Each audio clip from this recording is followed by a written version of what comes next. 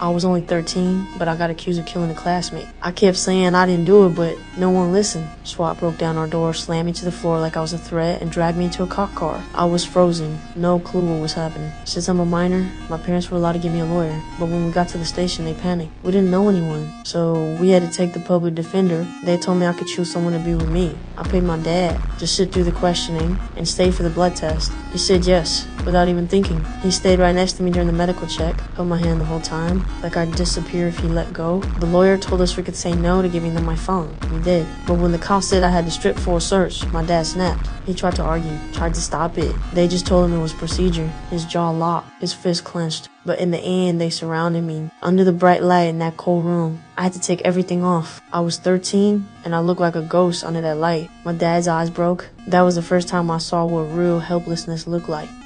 And if I can just ask you to lift up your penis, I need to make sure that there's no defensive wounds on your scrotum.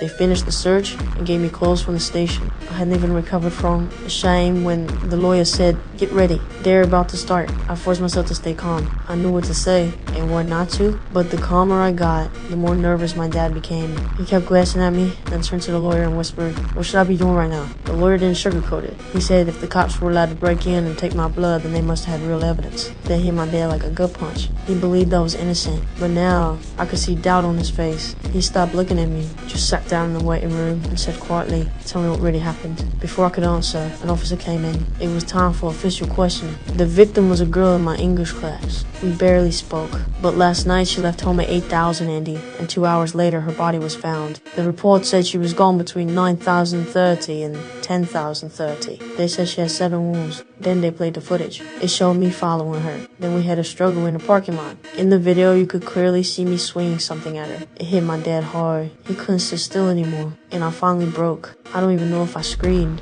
All I remember was the pain. Not physical pain, something deeper. Like my whole body was about to split open. They kept asking questions. I didn't say a word. Eventually, they gave up. They left me and my dad alone. He stared at me like he was looking at a stranger, or maybe trying to find his son again. He didn't want to believe I did it, but the footage frame by frame was tearing that belief apart. I saw how much it hurt him. It hurt me too, but I couldn't break again. I had to hold on, because deep down, I knew this case was far from over.